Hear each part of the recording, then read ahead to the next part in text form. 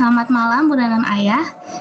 Selamat datang di acara webinar Parenting BIP and Books. Terima kasih sudah menyempatkan hadir di acara kita kali ini bersama BIP and Books, yaitu salah satu media online yang membahas dan fokusnya seputar parenting nih. Jadi bunda-bunda dan ayah yang ingin info-info lebih mengenai parenting ataupun mengenai inspirasi resep empati dan juga Montessori, bisa banget nih cek untuk IG kita. Nah, untuk webinar kita kali ini juga kita sudah didukung oleh Growmart dan juga community partner Momunity. Baik, sebelumnya juga perkenalkan nih Bunda dan Ayah, saya Putri, MC di acara kita kali ini yang akan membahas mengenai pendidikan seks anak dengan judul Tabu atau Perlu Pentingnya Orang Tua Mengenalkan Pendidikan Seksual pada Anak Sejak Dini. Dan pada malam hari ini juga akan terdapat 4 sesi nih. Yang pertama yaitu sesi pembukaan dan perkenalan tokoh.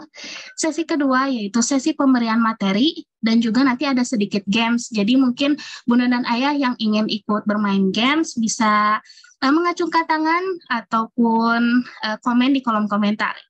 Lalu sesi ketiga yaitu sesi tanya jawab. Nah, jadi kalau misalkan Bunda dan Ayah yang udah penyimpan pertanyaan nih, nanti bisa ditanya, dijawab setelah pemberian materi ya. Lalu sesi keempat yaitu sesi closing. Oke.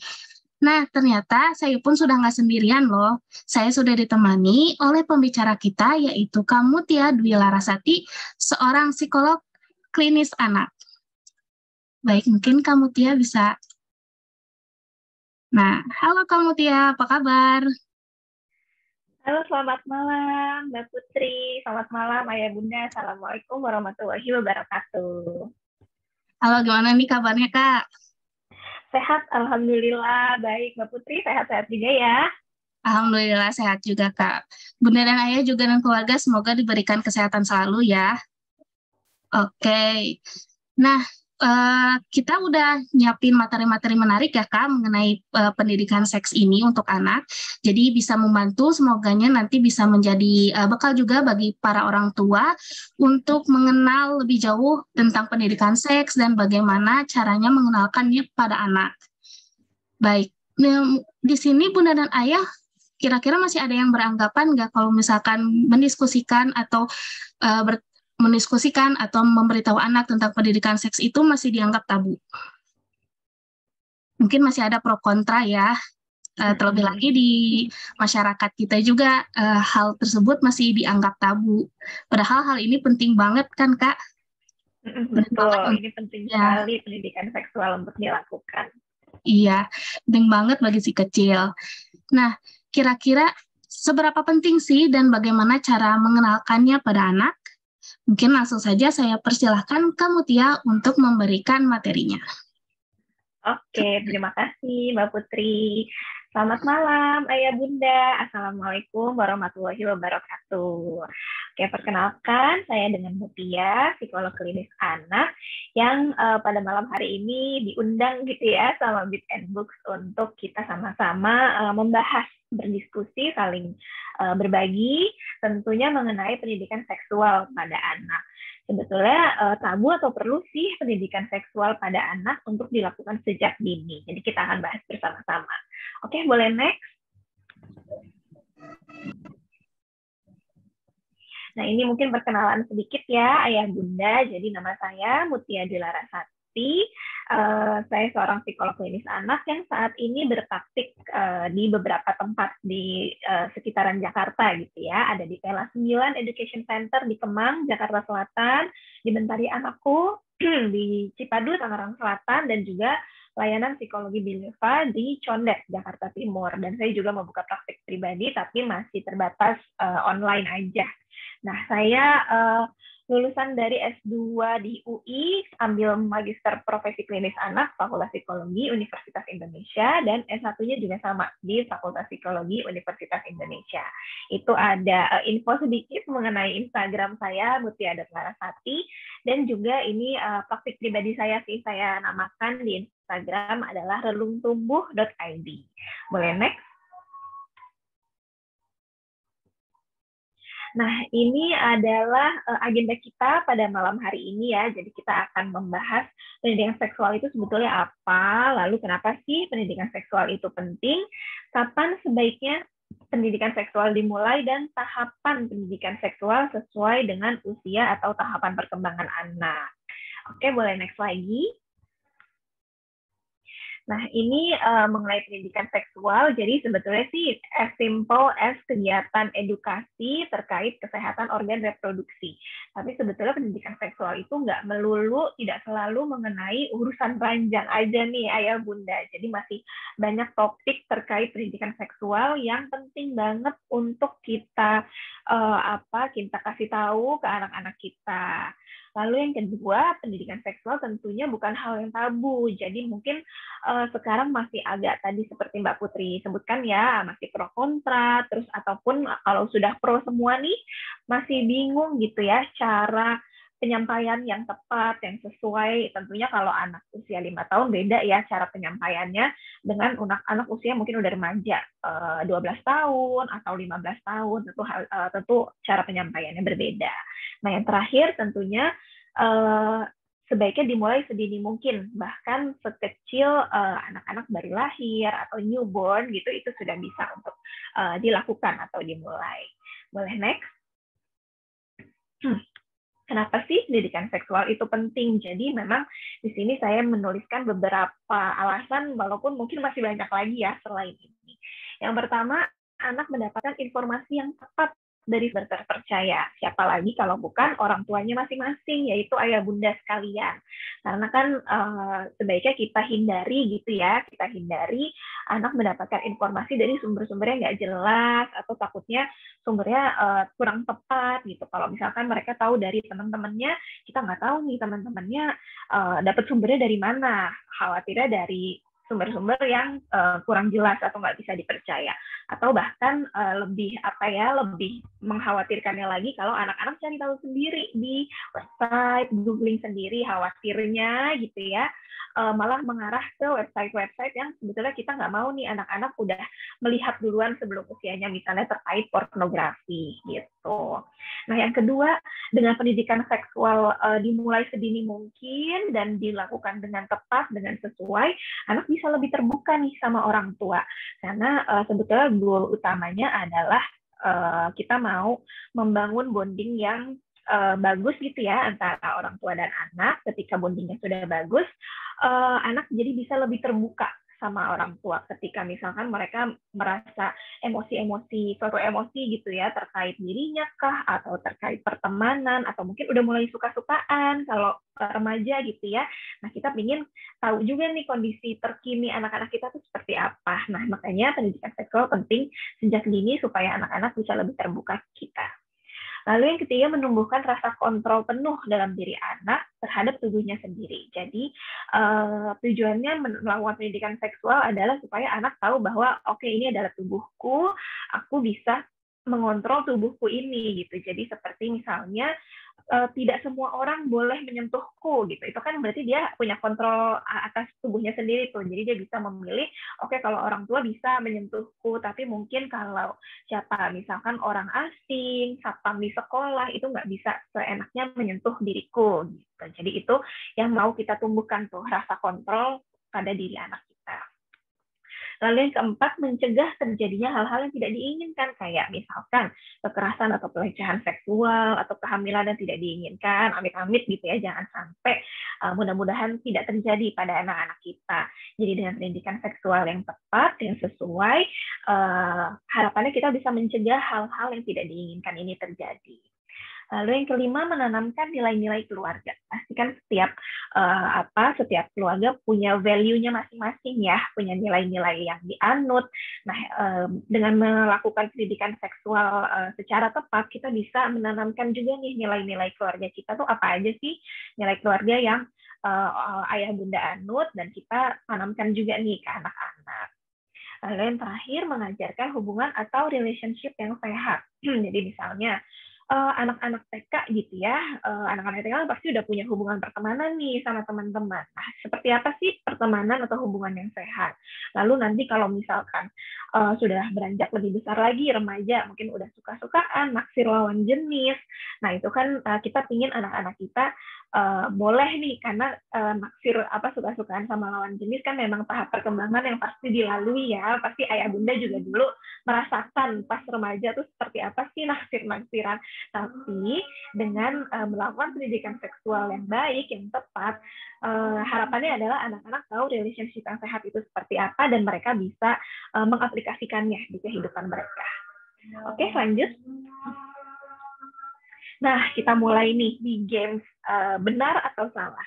Jadi ini adalah games tebak-tebak tidak berhadiah. Jadi nggak ada hadiahnya ya, ayah bunda. Tapi mudah-mudahan bisa memberikan memberikan insight, lalu bisa saling sharing gitu. Nah, ayah bunda boleh nanti kalau misalnya, jadi nanti saya akan kasih lihat pernyataan, lalu ayah bunda bisa tebak nih ini tuh pernyataannya benar atau salah.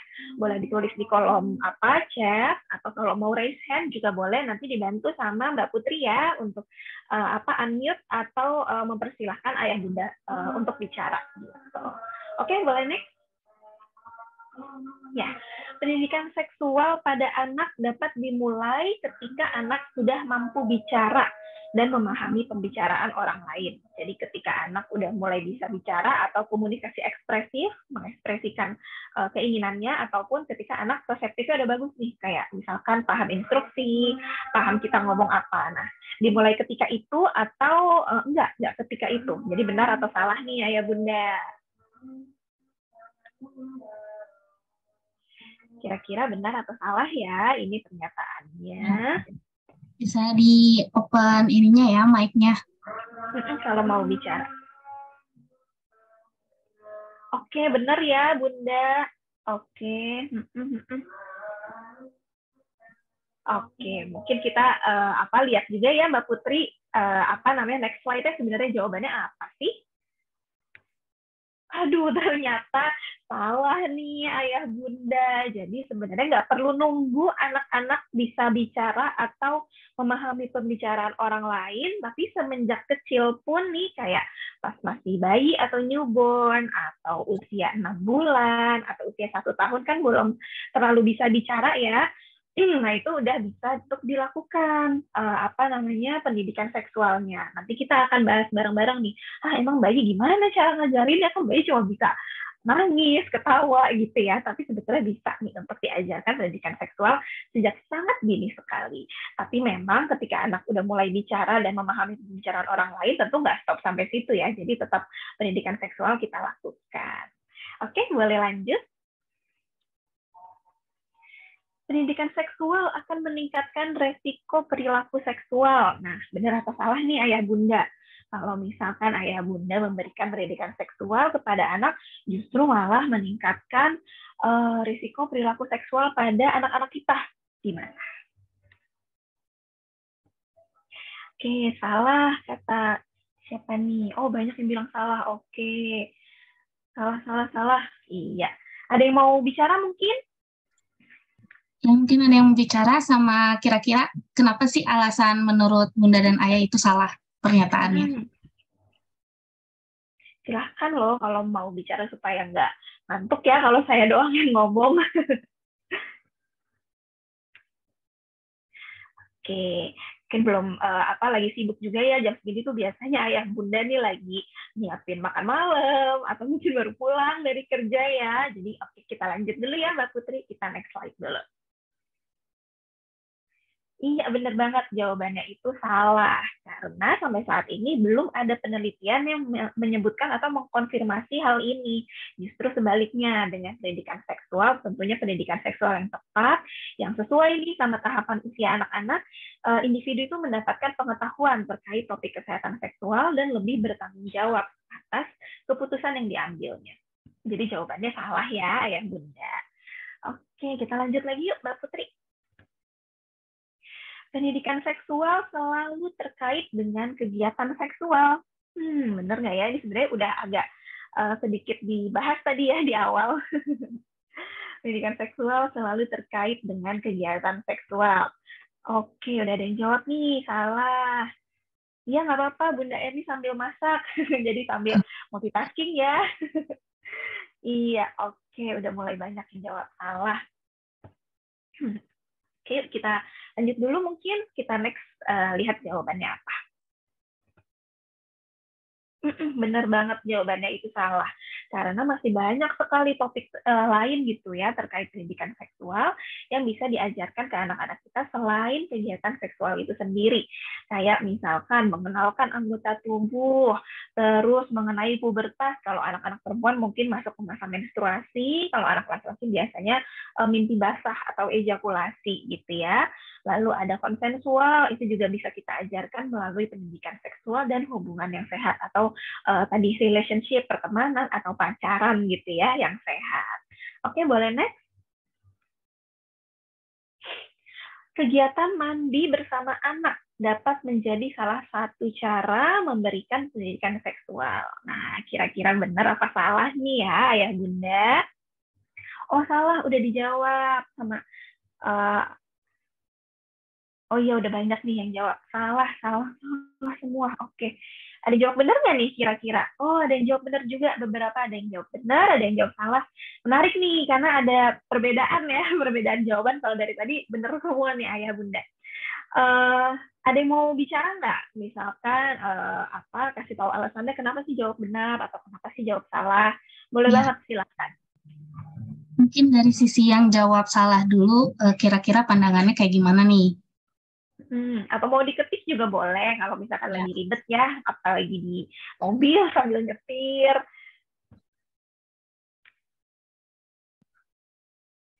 Ya, kita tunggu sebentar kali ya Mbak Putri kalau ada yang kegiatan mandi bersama anak, karena ini sering juga nih ditanyain Mbak Putri sama klien-klien aku atau sama saudara-saudara keluarga gitu ya. Sebenarnya boleh juga nggak sih mandi sama anak gitu, takutnya ada ada hal negatifnya gitu, tapi apakah ada positifnya juga?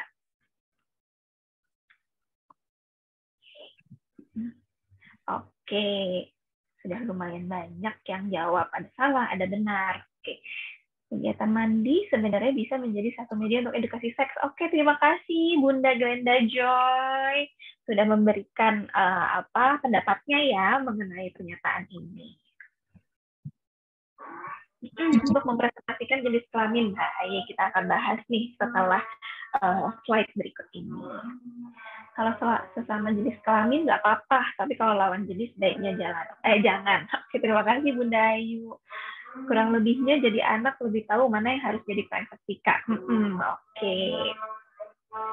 Oke, sepertinya udah cukup ya beberapa Ayah Bunda udah memberikan pendapatnya. Terima kasih banyak. Kita lihat yuk next slide-nya. Oke, jawabannya adalah benar, tetapi jadi ada tetapinya nih gitu. Bisa disesuaikan dengan usia, dengan jenis kelamin dan tahapan perkembangan anak. Jadi tadi beberapa pendapat atau alasan yang sudah dikemukakan oleh Ayah Bunda, beberapa udah benar tuh, sesuaikan dengan usia, jenis kelamin, tahapan perkembangan anak. Karena kan nggak mungkin anak sampai remaja masih mandi bareng kan, itu jangan gitu ya, jangan sampai. Jadi memang harus boleh, ini tuh memang benar, tetapi ada hal-hal yang perlu diperhatikan gitu. Oke, boleh lanjut. Oke, ini kalau nggak salah pertanyaan terakhir atau pernyataan terakhir dari game benar salah ini ya. Pendidikan seksual sebaiknya dilakukan sesuai jenis kelamin. Jadi dari ayah ke anak laki-laki, dari bunda ke anak perempuan. Benar atau salah? Salah. Oke, terima kasih Bunda Eva jawabannya. Ayah Syahrizal, terima kasih jawabannya. Oh, ada yang jawab benar juga. Baik.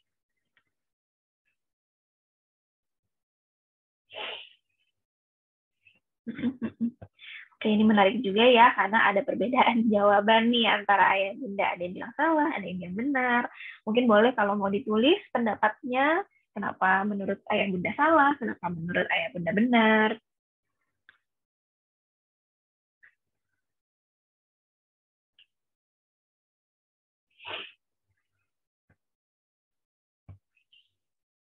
Oke.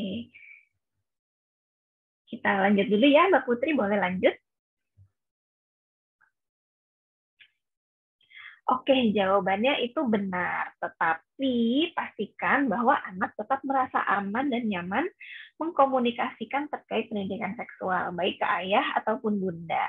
Jadi sebetulnya sih kalau agak terkait sama pernyataan sebelumnya ya, kayak yang tadi tuh kegiatan mandi bersama dalam rangka melakukan pendidikan seksual. Memang sebaiknya dilakukan sesuai dengan jenis kelaminnya, apalagi kalau anak udah agak besar nih, misalkan toddler usia 3, 4, 5 tahun, nah itu sebaiknya udah sama jenis kelamin gitu. Tapi ada baiknya bahwa walaupun ke ayah, ke bunda, sama-sama anak merasa nyaman, merasa aman, merasa percaya gitu ya, kalau ngobrol sama siapapun, ayah bunda itu sama aja, dua-duanya tetap reliable, dua-duanya tetap dapat dipercaya dan merasa aman untuk mencurahkan isi hatinya, untuk bertanya pertanyaan apapun terkait pendidikan seksual ataupun hal lain. Gitu. Oke, terima kasih banyak ayah bunda atas partisipasinya. Kita lanjut ke materi berikutnya. Nah, ini dia nih materi berikutnya adalah tahapan pendidikan seksual berdasarkan usia. Jadi seperti yang tadi saya sebutkan di awal bahwa pendidikan seksual tentu berbeda antara usia satu dan usia lainnya. Biasanya usia newborn atau infant gitu ya, lalu pas usia toddler 3 atau 2 sampai 5 tahun, lalu biasanya masuk ke usia sekolah, usia 5 sampai 8 tahun atau 12 tahun, nanti 12 tahun ke atas juga udah beda lagi. Oke, boleh di next. Kita mulai dari usia yang paling kecil dulu nih, usia bayi 0 sampai 2 tahun. Jadi bahkan dari newborn pun sudah bisa kita lakukan pendidikan seksual. Gimana sih cara-cara melakukan pendidikan seksual ke anak-anak yang masih newborn atau infant atau bayi gitu ya. Yang pertama adalah mengajarkan anatomi tubuh. Jadi sama aja nih kayak ayah bunda ngajarin bahwa misalkan area muka dulu, oh muka tuh ada mata, ada hidung, ada mulut, bahkan ada lagunya juga kan, head, shoulders, knees, and toes gitu. Nah itu salah satu cara mengajarkan pendidikan seksual diawali dengan anggota tubuh terlebih dahulu. Nah tentunya anggota tubuh kan nggak cuman yang terlihat aja gitu ya, kayak wajah kan terlihat, yang nggak terlihat nih yang ketutupan baju itu kan juga merupakan anggota tubuh yang dimiliki oleh anak-anak. Nah itu juga perlu untuk dikenalkan ke anak-anak. Jadi misalkan anak kan masih bayi ini lagi kegiatan mandi atau selesai mandi ya, diadukin segala macam, kita sebutin aja, oh ini nih tangannya adek ada 2, 1, 2, kalau yang ini namanya perut ya gitu. Terus kita bisa lanjut ke bawah-bawahnya, tapi sebutkan dengan nama aslinya gitu, nama jenis kelaminnya, jadi nggak diganti-ganti gitu ya namanya. Kalau anak laki-laki berarti punya penis, kalau anak perempuan berarti punya vulva gitu. Jadi nggak diganti, misalkan penis ganti dengan burung atau diganti dengan gajah gitu ya. Jadi tetap disebutkan namanya sesuai dengan namanya, dan usahakan tidak ada perbedaan emosi atau perbedaan ekspresi wajah di orang tua gitu. Jadi sama aja kayak ayah bunda mengenalkan ini mata, ini hidung, oh kalau ini namanya penis gitu. Jadi nggak ada bedanya karena dua-duanya sama-sama anggota tubuh. Ini vulva, nggak ada bedanya dengan ayah bunda mengejarkan kalau ini tangan, ini kaki gitu. Lalu kalau misalkan udah menuju 2 tahun gitu ya, kan biasanya anak-anak udah mulai bisa ngomong, udah mulai agak paham kita ngomong apa. Nah itu mulai ajarkan bahwa tubuh perempuan dan tubuh laki-laki itu berbeda, ada bedanya. Kalau anak perempuan memiliki alat kelaminnya namanya vulva, kalau anak laki-laki alat kelaminnya namanya penis gitu. Lalu mulai mengajarkan fungsi dari anggota tubuh. Jadi kayak mata untuk melihat, mulut untuk berbicara atau untuk makan, tangan untuk menulis misalnya. Nah, kalau mau mengenalkan jenis alat kelamin, nah ini namanya penis. Penis itu tempat keluarnya pipisnya adek loh. Kalau adek pipis keluarnya dari sini nih, namanya penis gitu, atau namanya vulva gitu. Jadi mulai bisa diajarkan tuh fungsi dari anggota tubuh. Lalu yang nggak kalah penting di usia menuju 2 tahun, anak mungkin akan sering menyentuh alat kelaminnya. Karena kan anak lagi explore-nya ya, nggak cuma alat kelamin sih, tapi ke semuanya gitu ya. Tapi biasanya alat kelamin memang memiliki daya tarik tersendiri, jadi suka dipegang-pegang. Nah, hal itu wajar terjadi. Ketika hal itu terjadi, orang tua dapat kembali mengenalkan nama dari alat kelamin tersebut dan sambil diajarkan kapan sih waktu yang mereka bisa lakukan itu gitu. Jadi kan nggak setiap waktu dia bisa melakukan itu ya, dan tempat-tempat di mana anak bisa melakukan itu. Jadi misalnya kalau di sekolah tentu nggak boleh, kalau di luar rumah nggak boleh. Jadi apa? Misalkan cuma boleh di kamar mandi aja gitu. Jadi sambil dikenalkan batasan-batasan. Oke, lanjut. Nah, kita lanjut nih, usia toddler biasanya ya disebutnya usia 2-5 tahun, mengenalkan nama-nama anggota tubuh dan fungsi-fungsinya. Karena kan sekarang nih anak udah lebih vokal gitu ya, udah lebih bisa ngomong, mengekspresikan. Nah, kita bantu untuk kenalin lagi, fungsi-fungsinya juga kita bantu untuk kenalin lagi. Terus mengajarkan bahwa perempuan dan laki-laki memiliki perbedaan pada anatomi tubuh, tapi juga memiliki banyak persamaan. Jadi misalnya perbedaannya, iya kalau anak laki-laki punya penis, anak perempuan punya vulva, tapi anak perempuan dan anak laki-laki sama-sama punya ini loh, 2 tangan, punya 2 kaki, punya 2 mata, 2 telinga gitu. Jadi sambil diajarkan gitu ya semua anatomi tubuh, lalu ada perbedaan. Lalu setiap individu memiliki tubuh yang berbeda-beda dan itu tuh nggak apa-apa, it's okay dan itu juga normal gitu. Jadi misalkan mungkin ada anak yang lebih tinggi pada usia tertentu, sama-sama usia 2 tahun, tapi mungkin ada yang lebih tinggi, ada yang lebih pendek, berbeda-beda, tapi nggak apa-apa, sama aja. Nah, yang penting di usia ini adalah mengajarkan batasan dan privacy. Jadi lebih ke siapa aja nih yang boleh menyentuh anggota tubuh anak kita. Misalnya yang boleh menyentuh itu tuh cuman orang tua, cuman dokter, misalnya kalau lagi diperiksa, dan itu pun juga harus minta izin dulu ke anak. Jadi ayah bunda bisa bilang, ini yang boleh menyentuh kamu itu cuma ayah sama bunda ya, sama kalau ke dokter itu boleh menyentuh kamu kalau lagi periksa. Tapi selain itu tidak boleh, kamu harus bisa untuk menolak misalkan seperti itu, atau kamu harus bisa langsung teriak aja kalau ada yang memaksa mau menyentuh kamu. Lalu mungkin juga bisa mengenalkan bagian tubuh mana yang masih oke, masih boleh disentuh oleh orang lain selain orang tua, dan bagian tubuh mana yang nggak boleh disentuh oleh orang lain. Lalu mengenalkan konsep konsensual, jadi lebih ke persetujuan gitu ya. Kita ajarkan ke anak-anak kita, kalau kamu nggak suka disentuh sama orang lain, kamu bilang, aku nggak suka gitu, aku nggak mau kamu menyentuhku, misalkan gitu. Jadi kita ajarkan anak untuk menolak, tapi tentu menolaknya juga dengan asertif tetapi tegas. Lalu mengajarkan bahwa anak memiliki kontrol atas tubuhnya. Ini mirip-mirip ya, seperti konsensual. Jadi anak punya kontrol penuh terhadap tubuhnya. Mereka bisa menentukan siapa aja yang boleh menyentuh, siapa yang tidak. Gitu. Oke, boleh lanjut. Nah, di usia 5-8 tahun ini mulai masuk ke usia sekolah ya, biasanya udah masuk SD gitu, SD awal-awal. Nah, ini kita bisa mulai mengenalkan nama-nama anggota tubuh dan organ reproduksi lainnya yang lebih detail, kayak misalnya kalau perempuan ada rahim, tuba falopi, sel telur, kalau laki-laki ada sperma, ada testis, dan sebagainya.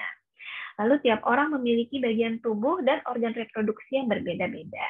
Kita perlu saling menghargai hal tersebut. Jadi kan tentu beda-beda gitu ya, bentuk-bentuk anggota tubuh antara satu anak dengan anak lainnya, dan kita harus saling menghargai. Itu bisa diajarkan ke anak-anak, jadi mereka tidak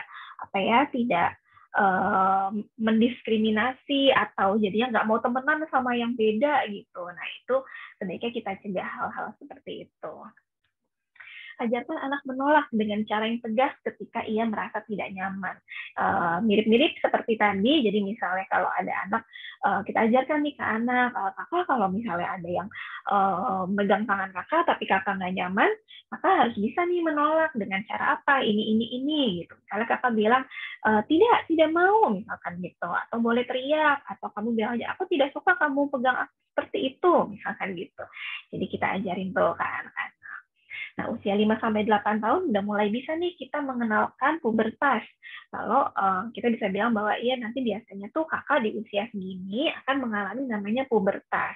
Pubertas itu adalah perubahan hormon, nanti akan ada hal yang berubah nih dari tubuh kakak dan itu normal gitu. Jadi jangan sampai mereka ketika pubertas itu terjadi mereka cemas atau takut, kenapa nih tubuhku kok ada hal yang berbeda dari tubuhku gitu.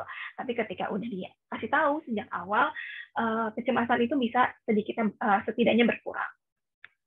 Lalu juga ajarkan privacy seperti tidak mengirimkan foto diri sendiri ke sembarang orang, atau tidak chat gitu ya, kalau misalkan anak-anak kita udah ada fasilitas handphone atau sosial media. Nah, itu kita ajarkan bahwa tidak boleh nih sembarangan mengirimkan foto diri sendiri ke orang lain, atau sembarangan ngechat orang yang tidak kita kenal, tidak mereka kenal. Oke, lanjut.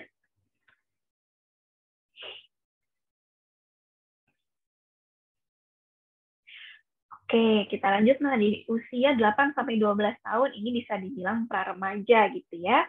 Orang tua dapat mulai mengenalkan perilaku seksual pada anak atau pada individu. Jadi ini biasanya sih udah ada anak-anak yang rasa taunya lumayan tinggi gitu. Jadi mereka udah nanya dari usia yang agak muda, umur 8 tahun, 9 tahun udah mulai nanya, misalkan, "Mah, bayi itu dari mana sih datangnya?" gitu. Nah, itu kan berarti udah mulai agak mengarah ke pengenalan perilaku seksual. Jadi itu bisa mulai diajarkan, tapi tentunya dengan bahasa-bahasa yang masih bisa dipahami oleh anak-anak usia segitu.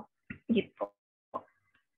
Lalu melakukan penekanan bahwa kegiatan seksual hanya dilakukan oleh dua orang dewasa atau dua orang dewasa yang sudah menikah, yang saling mencintai dan menghormati satu sama lain, dan tidak dilakukan oleh anak-anak ataupun remaja. Itu juga bisa udah mulai dikomunikasikan hal tersebut di usia-usia para remaja ini. Lalu untuk anak perempuan dikenalkan konsep menstruasi. Kenapa sih bisa terjadi menstruasi? Kalau perlu cari video bareng gitu ya di YouTube, atau mungkin ayah bunda tipe yang rajin gitu ya, gambar sendiri, terus sama-sama bahas sama anak-anak itu juga boleh. Terus juga kalau anak laki-laki dikenalkan nih konsep mimpi basah atau ejakulasi. Karena ketika anak-anak kita sudah melalui melalui hal itu, menstruasi dan juga mimpi basah, artinya mereka sudah mengalami kesuburan. Nah, itu yang perlu dikomunikasikan di awal kepada anak-anak. Oke, lanjut. Ini untuk usia di atas 12 tahun, jadi sudah remaja gitu ya. Nah, ini mulai bisa kita informasikan, komunikasikan terkait kehamilan, terkait aborsi, terkait kegiatan atau perilaku seksual lainnya, tapi bisa informasi yang masih dasar. Mungkin akan bisa lebih advance gitu informasinya ketika anak-anak kita memang rasa ingin tahunya tinggi. Lalu mereka udah nanya yang beyond that gitu ya, udah lebih dari itu. Sebenarnya orang tua nggak perlu panik, usahakan tetap tenang, dan kalau misalnya orang tua belum tahu nih jawabannya, atau sebenarnya tahu tapi nggak tahu cara ngomongnya gimana, itu bisa jujur aja ke anak-anak. Kakak, maaf ya, bunda belum tahu nih jawaban dari pertanyaannya kakak. Nanti bunda cari tahu dulu, nanti kalau bunda udah tahu, bunda akan balik lagi ke kakak gitu. Jadi sebenarnya nggak masalah ketika kita belum tahu gitu, kita bisa jujur aja. Lalu juga bisa mulai mengkomunikasikan informasi mengenai penyakit menular seksual, karena ini kan juga terkait kesehatan gitu ya, kesehatan seksual. Nah, ini juga penting nih untuk anak-anak kita tahu. Dan yang terakhir, tanamkan nilai atau value yang dimiliki orang tua dan keluarga kepada anak terkait cinta-cintaan, pertemanan, pacaran gitu. Nah, pastikan tiap keluarga punya nilai-nilai berbeda ya. Itu perlu untuk dikomunikasikan ke anak-anak. Oke, boleh lanjut. Nah, ini mungkin beberapa keyword atau hal-hal penting gitu ya terkait pendidikan seksual, bahwa tentunya sebelum mulai ke pendidikan seksual, ikatan atau bonding orang tua dan anak itu harus kuat sejak dini. Jadi hubungannya, attachment-nya gitu harus kuat agar anak merasa aman, merasa nyaman, merasa bisa mempercayai orang tua untuk bercerita dan bertanya soal apapun. Nggak hanya pendidikan seksual, tapi mungkin tentang apa pertemanan, tentang sekolah, tentang apapun ya, mereka nggak ada beban gitu dan nggak merasa dihakimi oleh orang tua. Lalu berikan informasi sesuai pemahaman dan usia anak, karena tadi ya beda usia tentu beda beda cara berpikirnya, mungkin masih harus konkret, tapi kalau anak yang lebih tua udah bisa abstrak dan segala macam. Kedua orang tua harus terlibat aktif, jadi nggak hanya bunda aja atau nggak hanya ayah aja, tapi dua-duanya perlu bekerja sama gitu untuk memberikan pendidikan seksual. Lalu tunjukkan perilaku dan suara netral ketika sedang membicarakan pendidikan seksual. Jadi karena akan ketahuan nih kalau ayah bunda misalkan ditanya nih sama anak, bayi itu datang dari mana sih bunda gitu kan, terus kita langsung, aduh tahu dari mana nih gitu. Kalau kelihatan nih di raut muka cemasnya, paniknya, takutnya, nah itu anak bisa merasakan. Khawatirnya ketika anak melihat ekspresi orang tua seperti itu, khawatirnya mereka menilai bahwa oh pertanyaan itu salah, pertanyaan itu tidak boleh ditanyakan ke orang tua, pertanyaan itu ya udah deh aku keep sendiri aja atau aku tanya aja deh ke temanku nanti gitu. Khawatirnya seperti itu. Jadi usahakan suara, ekspresi wajah itu tetap netral. Kalau misalkan ayah bunda kaget dan nggak siap nih untuk jawab saat itu juga, bilang aja ke anak, bunda belum tahu nih jawabannya gitu, atau ya nanti bunda cari tahu dulu, nanti bunda kasih tahu kamu. Lalu, nah orang tua dapat balik bertanya juga ke anak. Kalau misalnya kayak tadi anak nanya, bayi itu datang dari mana ya ayah? Gitu.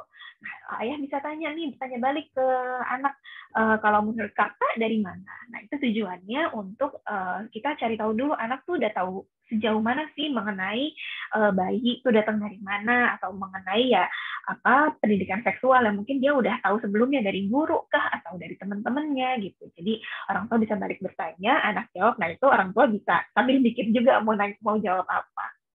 Nah ini yang terakhir, nggak apa-apa banget kalau kayak bunda belum tahu jawabannya, jadi bisa dikomunikasikan, nanti kembali lagi ke anak ketika sudah tahu jawabannya. Oke lanjut. Nah ini kayak kesimpulan aja sih, kesimpulan bahwa jangan sampai topik terkait seksual menjadi hal tabu untuk diperbincangkan, tetapi tidak tabu untuk dilakukan. Justru sebaiknya kan harus komunikasikan ya, harus dikomunikasikan sehingga anak-anak bisa bertanggung jawab atas pilihannya sendiri, atas perilaku yang mereka lakukan. Dan it's never too early to talk about sex education. Oke. Kayaknya udah selesai nih. Boleh next? Coba. Terima kasih Ayah Bunda sudah hadir ya pada malam hari ini. Kita share bareng-bareng mengenai pendidikan seksual. Nah, sekarang mungkin bisa dibuka sesi tanya jawab ya, Mbak Putri. Iya, mungkin Bunda Nana yang punya pertanyaan bisa di kolom komentar. Nanti akan kita bacakan. Biasanya memang pendidikan seksual akan lebih lebih tricky ataupun lebih menantang gitu ya untuk orang tua ketika anak-anaknya remaja. Karena kan kalau remaja udah udah ada rasa-rasa ketika mungkin memegang alat kelamin itu ada rasa menyenangkannya, ada sesuatu yang pleasure gitu ya. Nah itu orang tua perlu lebih pintar dari anak-anak dalam menjawab pertanyaan-pertanyaan, khususnya kalau anak-anak udah remaja. Baik, mungkin ada Bunda dan Ayah mungkin masih ngetik kali ya, Kak. Kita kasih waktu dulu. Nah, ini ada pertanyaan. Dan nanti kalau misalkan ada yang sama jawabannya, mungkin saya satu pertanyaanin aja kali ya, Kak. Boleh. Oke, mungkin pertanyaan dari Bunda Lia dulu. Kalau misal anak kembar cewek dan cowok usia 13 tahun, bagaimana cara memberikan pendidikan, mending dipisah satu-satu antara laki-laki dan perempuan atau langsung diterangin bersama? Oke, ini kasusnya kalau anak kembar ya, cewek dan cowok usia 13 tahun berarti udah awal-awal remaja gitu ya, pra-remaja, memberikan pendidikan seksual. Oke, sebetulnya sih nggak ada aturan yang saklek gitu ya, harus begini, harus begitu gitu. Jadi lebih ke value-nya orang tua aja, value-nya keluarga seperti apa.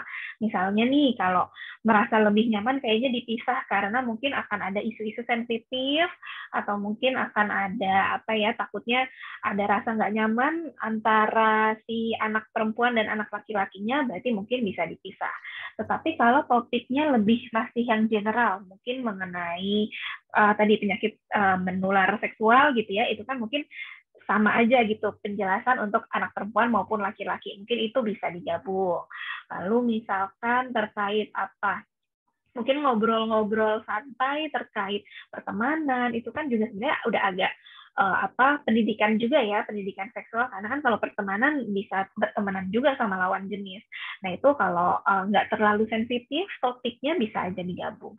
Jadi kembali lagi sih ke ke keputusan orang tua, ke value-nya gimana gitu. Baik, jadi lebih ke Mudah-mudahan menjawab ya Bunda Lia. ya, semoga terjawab ya Bunda Lia, dan lebih ke value masing-masing dari orang tuanya lagi. Baik. Lalu next pertanyaan dari Bunda Inas. Mau tanya, kalau anak mandi bersama bisa sampai usia berapa atau sesuai jenis kelamin? Oke, sebenarnya ini juga nggak ada aturan yang saklek gitu. Apakah dari penelitian harus sampai usia segini itu nggak ada. Tapi ada baiknya ketika anak sudah mulai bisa ngomong lancar gitu ya, bisa komunikasi dua arah, bisa bikin kalimat lengkap gitu. Nah itu mulai bisa dikurangi tuh sedikit demi sedikit kegiatan mandi bersama sesuai dengan jenis kelamin. Jadi kayak bunda sama anak perempuannya, ayah sama anak-anak laki-lakinya. Kenapa? Karena ketika anak udah bisa ngomong kan khawatirnya gitu ya, anak suka main sama teman-temannya lalu saling cerita gitu, saling sharing sama teman-temannya, khawatirnya itu menjadi topik yang tanpa disadari oleh anak-anak kita diceritakan ke teman-temannya. Itu kan sebetulnya terkait kegiatan mandi bersama adalah pendidikan seksual juga yang sebaiknya tuh dilakukan di lingkup keluarga aja. Jadi itu kan salah satu bentuk privacy, salah satu bentuk batasan bahwa pendidikan seksual itu dilakukannya di rumah, diomonginnya di rumah dengan keadaan yang masih aman, nyaman gitu. Jadi mungkin usia 5 tahun gitu ya, mungkin 5 tahun pasti udah lancar tuh komunikasi dua arah. 5 tahun tuh udah benar-benar nggak ada tuh mandi bareng gitu. Baik, sama tadi itu ada pertanyaan mungkin nyambung juga sih Kak. Kan biasanya kalau bayi dimandiin itu atau balita dimandiin itu kan sama bunda gitu. Kalau misalkan sama ayah itu kira-kira sampai umur berapa untuk mandiin anaknya gitu? Nggak ada batasan umurnya juga sih, artinya ayah juga tetap bisa dan memang sudah sewajarnya bisa memandikan anak juga ya, anak newborn ataupun bayi mungkin 6 bulan, 1 tahun gitu. Jadi bisa dilakukan gitu ketika misalkan masih bayi ini belum bisa jalan, belum bisa ngomong gitu. Jadi itu ayah bunda bisa bergantian mandiin anak, lalu sambil diajak ngobrol. Diajak ngobrolnya tuh pun nggak setiap mandi pasti ngomongin pendidikan seksual ya, karena kan masih banyak topik lain yang bisa dilakukan ke anak-anak dan juga bermanfaat. Jadi nggak masalah mau bunda mau ayah, tetapi kalau misalkan pertanyaannya adalah sampai umur berapa nih gedenya, ya mungkin di usia-usia sekitar 4-5 tahun tuh udah benar-benar stop gitu. Kecuali mungkin ada hal-hal lain ya, misalkan bukan mandi bersama tapi lebih ke mandiin karena apakah lagi buru-buru harus sekolah biar cepet gitu. Nah itu mungkin beda kasus gitu. Baik. Lalu ada pertanyaan dari Bunda Nurul. Jika ada balita yang bertanya bagaimana mama bisa mengandung, jawabannya kira-kira yang baiknya kayak gimana nih Kak? Oke, nah ini terkait kenapa mama bisa hamil, bisa ada anak gitu ya di perutnya. Nah ini kita bisa tanya balik dulu nih ke anak, emang kakak atau adik, menurut kakak atau adik datangnya dari mana? Atau menurut kakak atau adik kenapa nih mama atau bunda bisa hamil gitu? Lalu kita dengerin dulu nih jawaban mereka seperti apa, dan dari situ bisa dikembangkan. Tapi kalau misalkan dari anak benar-benar nggak tahu gitu ya, jadi kayak pertanyaan spontan aja gitu. Jadi ya pengen tahu aja, mencari tahu. Nah, ayah bunda bisa menjelaskan dengan hal yang yang sesimpel dan sekonkret mungkin gitu. Jadi misalkan bisa disebutkan bahwa iya kalau biasanya perempuan itu memang bisa hamil atau bisa mengandung karena kalau perempuan itu punya namanya organ reproduksi namanya sel telur. Kalau laki-laki punya organ reproduksi namanya sel sperma. Ketika kedua sel itu menyatu, itu bisa berkembang menjadi adik bayi yang tumbuh di dalam perutnya mama gitu. Jadi bisa dijelaskan seperti itu, udah stop di situ aja. Atau mungkin bisa dari gambar gitu. Jadi misalkan bunda gambar perempuan gitu, perutnya membesar, nah perutnya di dalamnya ada sel telur. Laki-laki punya sel sperma. Nah itu ketika keduanya itu bersatu, itu bisa berkembang menjadi bayi di dalam perutnya bunda gitu. Mungkin itu untuk penjelasannya, Bunda Nurul. Semoga membantu juga ya. Lalu ada pertanyaan dari Bunda Resti Pratiwi. Nah, kebetulan Bunda Resti ini merupakan seorang bidan dan pernah mendapatkan pertanyaan dari pasien bagaimana cara supaya anak itu mau terbuka terkait hal-hal yang bersifat seksual dengan orang tuanya. Karena kan kebanyakan masih dianggap tabu ya, Kak. Nah, kayak gitu. Kira-kira gimana? Betul sekali, memang kebanyakan masih dianggap tabu dan sebagai orang tua mungkin ada rasa nggak nyaman juga ya mengenai berbicara mengenai seksual kepada anak. Tapi memang ini merupakan kebiasaan atau kalau misalnya bisa dibilang budaya gitu ya, budaya yang sebaiknya udah stop di kita aja gitu. Mungkin ayah bunda di sini dulu pas masih anak-anak, masih remaja, mungkin sebagian besar juga nggak dapet nih pendidikan seksual dari orang tuanya masing-masing. Jadi sebaiknya kita di generasi kita sekarang itu mulai kita ubah sedikit demi sedikit. Nah sebetulnya cara supaya terbuka itu memang awalnya dari ikatan atau bonding atau attachment antara orang tua dan anak. Jadi untuk ayah bunda di sini yang mungkin anak-anaknya masih newborn, masih di bawah 1 tahun, atau mungkin tadi kalau nggak salah saya baca ada yang belum menikah, nah itu bisa jadi persiapan nih ketika nanti punya anak atau mumpung anaknya masih sangat kecil, itu jalin bonding sebagus-bagusnya, sekuat-kuatnya supaya anak bisa merasa nyaman, terbuka untuk cerita apapun ke kita. Jadi pertama itu attachment-nya harus kuat. Lalu yang kedua, ketika misalnya gitu ya udah terlanjur attachment-nya nggak terlalu dekat gitu, kedekatannya nggak terlalu dekat sama anak-anak dan anaknya mungkin udah SD atau udah SMP remaja gitu ya. Nah gimana nih caranya supaya terbuka? Usahakan orang tua itu memposisikan diri kita adalah sejajar sama anak, jadi nggak yang karena kita orang tua, kita usianya lebih tua, kita lebih tinggi nih posisinya dibanding anak. Nah, sebaiknya tidak seperti itu. Jadi, posisikan kita setara dan kayak teman jadinya. Misalkan ngobrol sesuatu, ya santai aja seperti teman. Terus misalnya sesimpel eye levelnya gitu ya, tingkatan matanya, jadi nggak misalkan orang tua duduknya di kursi yang lebih tinggi, anaknya kursi yang lebih rendah. Nah itu kan udah kelihatan posisi yang berbeda. Jadi bisa makan dulu itunya. Jadi anak merasa orang tuaku menghargai aku nih sebagai anak karena menganggap posisi kita sama, nggak yang harus dihormati banget atau harus gimana gitu. Jadi yang kedua itu memposisikan sama.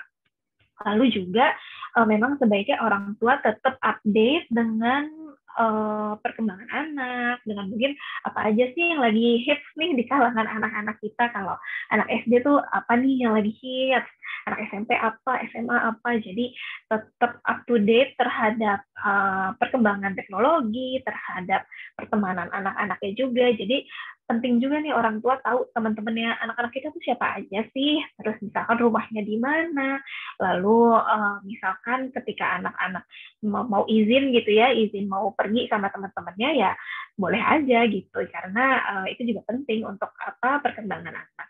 Jadi mungkin itu sih beberapa tips gitu ya supaya anak-anak bisa terbuka terkait seksual. Karena sebenarnya gini sih, tambahan sedikit ya Mbak Putri, untuk terbuka terkait seksual, untuk terbuka terkait hal yang bukan seksual aja belum tentu mereka terbuka gitu. Misalkan terkait nilai deh, nilai di sekolah, kalau misalnya nilainya jelek, misalnya jelek, terus dia udah ada rasa cemas tersendiri nih untuk ngasih tahu orang tuanya, apalagi tentang seksual gitu. Itu akan susah lagi pasti anak-anak untuk cerita ke orang tuanya. Jadi mungkin bisa mulai dari topik-topik yang ringan dulu gitu. Jadi nggak, kalau misalnya memang udah terlanjur nggak deket gitu ya, hubungannya nggak terlalu deket, ya udah mulai dari topik-topik ringan, makanan favorit misalnya, atau hobi, cita-cita apa gitu. Baru nanti lama kelamaan ke topik yang mungkin lebih sensitif, lebih apa ya, lebih menantang gitu. Oke, jadi begitu ya tadi Bunda Resti Pratiwi untuk jawabannya. Mungkin ini juga pertanyaan terakhir dan juga dari kumpulan beberapa pertanyaan nih Kak. Jadi, nah, bagaimana mengoreksi anak usia 4-5 tahun ketika ada perilaku menunjukkan kelaminnya kepada teman seusianya tanpa memarahi anak, dan bagaimana menjelaskannya? Sama tadi itu ada pertanyaan tentang anak itu umur 4 tahun juga dan suka memegang pusar ibunya nakal. Kayak gitu gimana untuk cara menanganinya gitu Kak? Oke, berarti yang pertama dulu tadi ya, anak usia 4-5 tahun menunjukkan alat kelaminnya ke orang lain gitu ya, ke teman-temannya. Memang sebaiknya tidak langsung dimarahi, karena khawatirnya kalau langsung dimarahi artinya dibentak atau langsung ada perilaku fisik gitu ya dari orang tua ke anak. Sebaiknya memang tidak seperti itu. Khawatirnya anak bisa ekstrimnya sih trauma, atau misalnya jadi takut untuk membicarakan mengenai seksual.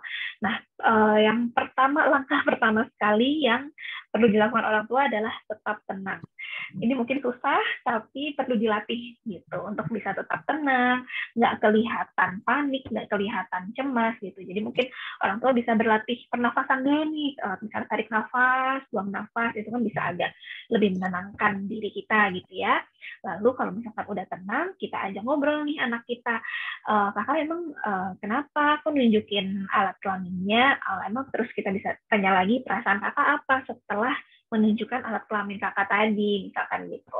Kita awalnya pengen tahu dulu nih point of view anak-anak kita, kenapa mereka melakukan hal itu. Kalau misalkan udah tahu alasannya, misalnya aku ngikutin aja, misalkan gitu kan, anak-anak suka perilaku ngikutin teman-temannya ya. Nah, kalau misalkan sekedar mengikuti, artinya kan belum atau tidak ada hal yang sangat mengkhawatirkan, mungkin sampai ke gangguan klinis gitu ya, gangguan-gangguan atau disorder.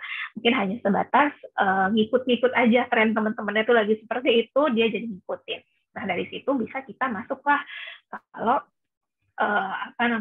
bisa kita ceritakan bahwa kalau gitu alat kelamin itu adalah bagian yang sangat private Kak, nggak boleh sembarangan orang yang lihat, dan kalau dibuka sembarangan khawatirnya jadi kotor, nanti kalau kotor bisa terluka, infeksi atau segala macam. Jadi dijelaskan sekonkret mungkin, sejelas mungkin, dan di situ kita bisa bantu untuk tambahin informasi mengenai batasan, boundaries gitu. Oke, baik. Jadi itu dia untuk pertanyaan terakhir, karena kita juga sudah di penghujung acara. Oh, sebenarnya saya ada penasaran sih, Kak, sama mungkin ini efek negatif dari internet, nah, Kak. Jadi kira-kira kayak gimana itu untuk mengurangi resiko efek negatif itu dari internet? Karena kan kalau sekarang kan anak kecil udah tahu gadget, udah tahu YouTube dan lain-lain, kartun juga, kira-kira kartun seperti apa yang cocok gitu untuk anak kita seperti itu, Kak? Oke. Kalau kalau usianya masih di usia sekolah gitu ya, mungkin ya 6 SD ke bawah gitu ya. Nah, itu mungkin orang tua masih bisa punya kontrol nih ke anak-anak terkait penggunaan gadgetnya, terus misalkan pengoperasian akunnya kalau misalkan anak sudah memiliki akun sosial media. Nah, dari situ bisa dikontrol. Nah, kalau ngomongin dampak negatif, tentunya kalau kontennya itu mengarah ke hal-hal seksual tetapi belum sesuai umurnya, itu tentu dampak negatifnya bisa besar kalau misalnya terulang terus gitu ya. Misalkan mereka jadi terpapar terus oleh konten-konten seksual atau pornografi yang ada di internet. Jadi memang perlu banyak diskusi gitu antara orang tua dan anak balik lagi sih, jadi poinnya ke attachment tadi, ke bonding, lalu misalkan dikenalkan gitu, topik-topik atau tontonan-tontonan apa sih yang baik untuk anak-anak kita, mana yang sebaiknya tidak dilihat dulu di usia-usia tertentu. Lalu juga tentunya ada pendampingan gitu ya, misalkan screen time. Screen time kan sebaiknya memang didampingi oleh orang tua ketika anak-anak masih usia ya di bawah usia 6 SD gitu ya, masih didampingi. Jadi memang lebih mudah sih kalau anaknya masih bisa dikatakan masih kecil lah sebelum remaja. Nah, kalau misalnya udah sampai remaja, perlu dilihat nih apakah sudah lumayan parahkah adiksinya gitu. Kalau misalnya udah nyampe adiksi gitu ya, jadi udah terlalu sering terpapar, lalu biasanya disebut adiksi ketika sudah berefek ke area-area lain. Jadi misalkan yang tadinya performa di sekolahnya bagus tiba-tiba menurun. Nah, itu mungkin bisa jadi karena itu. Terus misalnya yang tadinya anaknya open, anaknya ceria, lalu tiba-tiba jadi agak murung atau lebih sering mengurung diri di kamar. Nah, itu mungkin perlu dicurigai, mungkin perlu bantuan dari ahli gitu. Oke, wah, terima kasih banyak Dika atas ilmu-ilmu yang sudah diberikan pada malam hari ini.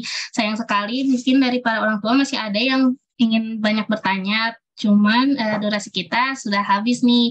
Mungkin Bunda dan juga Ayah yang ingin bertanya lebih lanjut bisa mengunjungi akun IG Kakak ya, atau mungkin akun IG praktek Kakak yang ada di bio Instagram Kakak. Nah, itu tuh prakteknya gimana Kak? Online atau offline Kak? Kalau misalkan pertanyaan seperti tadi gitu ya, mungkin bisa saya langsung jawab nanti di Instagram. Tapi kalau lebih ke konsultasi, mungkin saya agak susah untuk jawab di DM karena kan pasti butuh informasi banyak juga dari orang tuanya. Jadi saya nggak bisa langsung jawab atau nggak bisa langsung kasih diagnosis kah segala macam gitu. Jadi kalau pertanyaannya masih bisa dibilang general seperti tadi, nggak apa-apa, tanya aja mungkin di DM atau mungkin di Instastory. Kalau misalkan saya lagi buka Instastory lagi boleh bertanya gitu ya, lagi saya kasih kesempatan, itu boleh di situ. Baik. Untuk link dari IG praktiknya Kak Mutia sudah saya share, dan mungkin ada pesan dan pesan-pesan untuk orang tua mungkin Kak di malam hari ini sebelum menutup acara. Oke, nah kembali lagi nih, poin pertama, poin paling penting gitu ya, sebelum kita jauh-jauh ngomongin pendidikan seksual, yang paling penting itu attachment. Jadi usahakan nih ayah bunda, apalagi anak-anaknya masih bisa dibilang masih kecil gitu ya, itu dikuatin sekali attachment-nya, bondingnya, supaya mereka merasa nyaman, merasa ada trust-nya juga antara orang tua dan anak untuk bercerita apapun. Nggak usah jauh-jauh mengenai seksual, tapi tentang pertemanan, tentang sekolah, tentang emosi apa yang sedang dia rasakan di hari itu gitu. Jadi attachment-nya jangan lupa untuk dikencengin, dikuatkan. Lalu kalau terkait pendidikan seksual, mulailah sejak dini, sekecil mungkin, dari newborn, dari masih bayi gitu ya, atau mungkin masih usia 1 tahun, oke, mulai sekarang. Kalau misalkan anaknya udah 5 tahun tapi belum dimulai, ya udah, nggak ada kata terlambat juga, jadi bisa langsung dilakukan. Mudah-mudahan tadi beberapa tips, beberapa informasi yang saya berikan bisa sedikit banyak membantu ayah bunda. Oke, terima kasih banyak Kak. Jadi tidak ada kata terlambat ya Kak untuk mengajarkan pendidikan seks pada anak. Oke, terima kasih kepada Kak Mutia, juga kepada Bunda dan Ayah yang sudah hadir di acara webinar kali ini. Semoga ilmu-ilmu yang diberikan oleh Kak Mutia bisa berguna dan bermanfaat dan bisa langsung diterapkan oleh Bunda dan Ayah pada si kecil. Nah, agar juga terhindar dari tadi ya di awal bahaya-bahayanya kalau misalkan tidak diajarkan pendidikan seks sejak dini. Oke, kalau begitu untuk link absensi saya juga ingin mengingatkan untuk link absensi dan link drive materinya sudah saya kirimkan di chat percakapan. Semoga kita bisa bertemu kembali di acara webinar BIP and Book Series lainnya. Kalau dari Untuk jadi untuk terakhir kalinya saya dan segenap tim mengucapkan terima kasih. Wassalamualaikum warahmatullahi wabarakatuh.